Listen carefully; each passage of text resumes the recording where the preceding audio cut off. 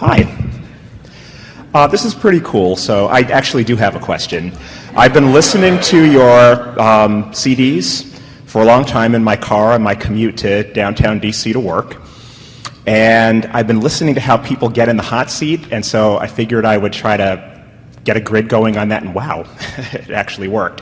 And threw her out. It was that good. So a couple of questions.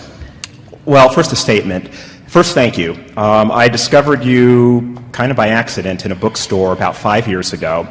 Have really listened. Which was the grid filling in. Yeah. In other words, in a place where the grid filling in. Yeah, I mean, I was asking and boom, there it was. Been to a couple of seminars, kind of sat in the background and listened, got a lot out of that. But I've really applied everything that I've been able to kind of soak in from you, from listening to other people on the CDs, etc.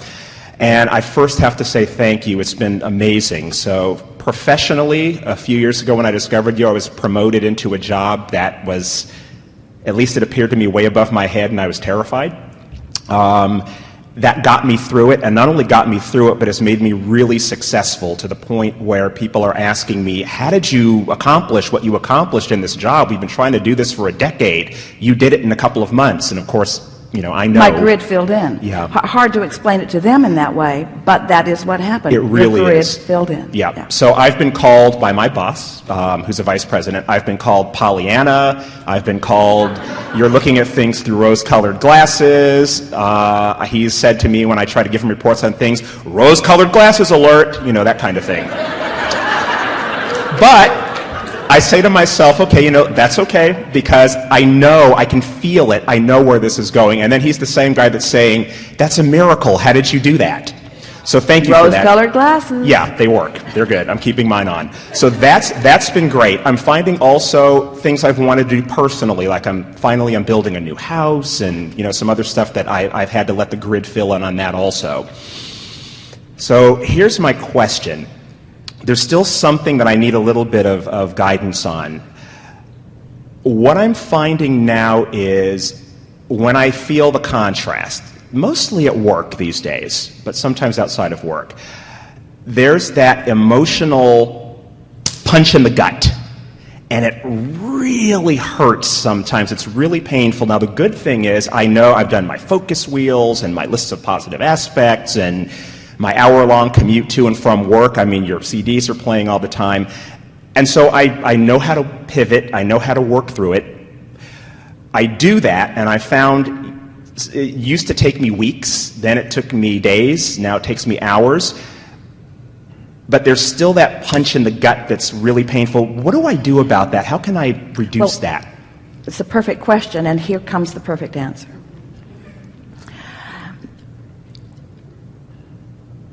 We want to give you the general answer first, and then we're going to fill it in. The general answer is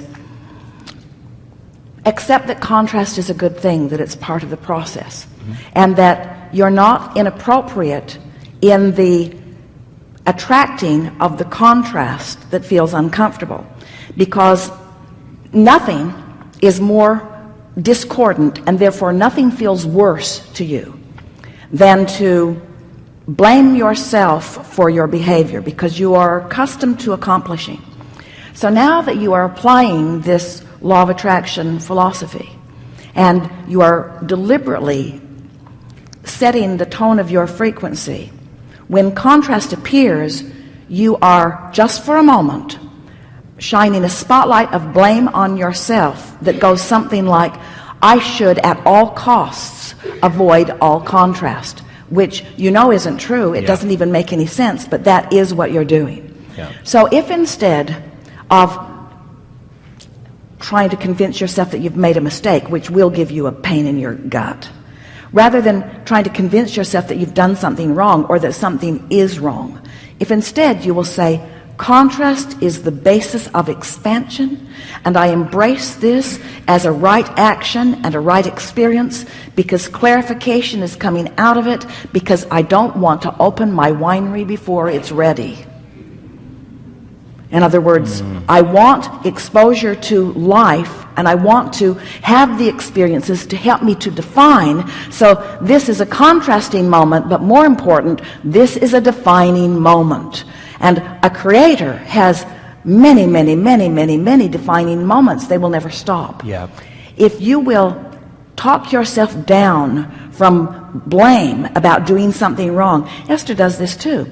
She says to herself, it doesn't serve her, and we're working with her to talk it down too. I've been at this for a long time. I should be better at this than this.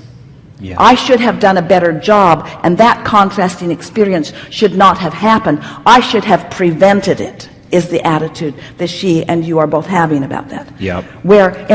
But that doesn't square with anything that you've been learning from us at all, which is contrast is the basis of your identification of what you are wanting, is an important first step or an important clarifying step in what you are wanting. And so that contrasting moment, the I know what I don't want moment, should be as important and as delicious to you as the I know what I do want moment, because without one there cannot be the other, you see.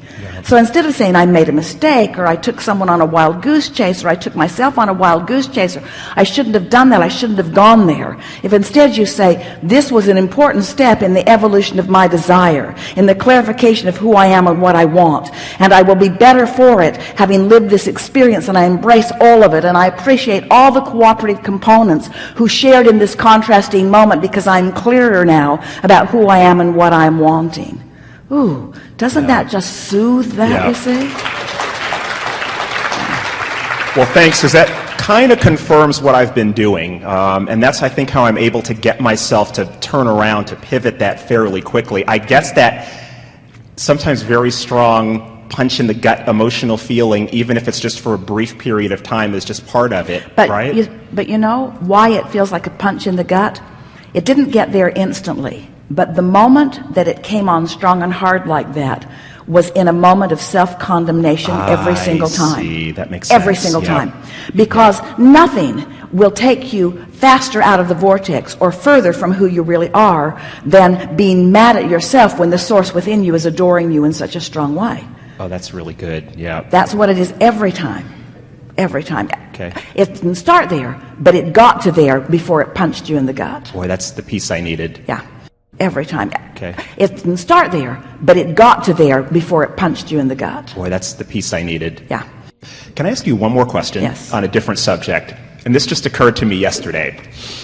So I was looking at YouTube, and I just happened upon a video that was talking about ghosts, and it was about the Queen Mary in Long Beach, and it was these paranormal investigators saying, there's ghosts in this cabin. There better be. What's that all about? What is that all about? Well, if you want continuity of life, you want to be really happy about the non-physical attention that you all are getting. In other words, the support of your planet is much more about non-physical attention than it is about physical attention, because frankly, you're not paying that much attention. Right. Esther came home. She stayed with her daughter Tracy and the grandchildren for a day or two last week.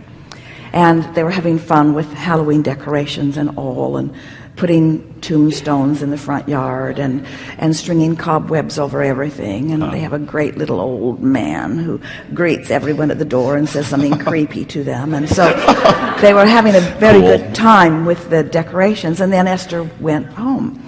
And it was after dark. And as she got into the house, some furniture that she had purchased had been delivered, and it's been in another building for a while, and on that day these new pieces of furniture had been placed in the house. And so Esther is walking through the house, and she is laughing because Jerry said to Esther on a regular basis, let's not junk it up, because he likes very clean lines, and Esther has been junking it up. Just a little. And so she's walking through, and she's feeling delighted about the placement of this table, which is fabulous, just like it was in her mind's eye. Winery. And this cabinet in the bedroom that just like it was in her mind's eye. In other words, everything, 4 new pieces in the house, and each of them perfect. Nice. just like they were in her mind's eye.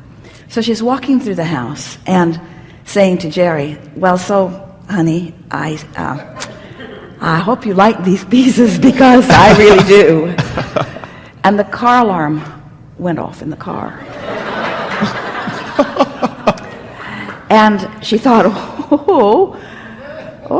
and then the light over the hutch began blinking. Because Esther's house is haunted, you see.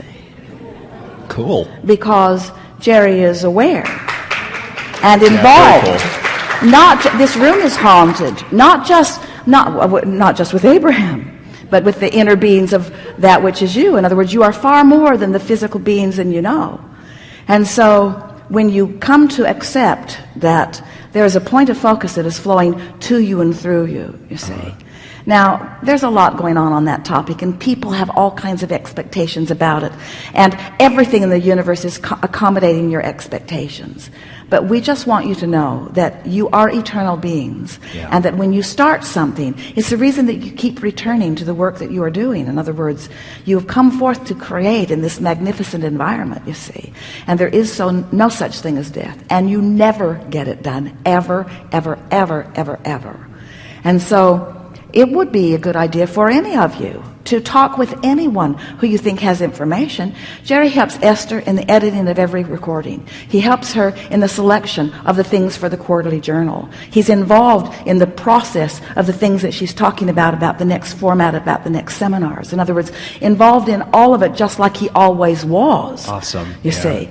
So when Esther embraces the idea of the reality of that which is Jerry, even though she can't see it and hear it and smell it and taste it and touch it in the way she used to adore to doing it, still, there is a reality that is Jerry. There is a reality that is non-physical, that is as tangible as you are willing to allow it to be in your experience, you see. Wow. Yeah. Awesome. Yes, it is. Thank you. Yes.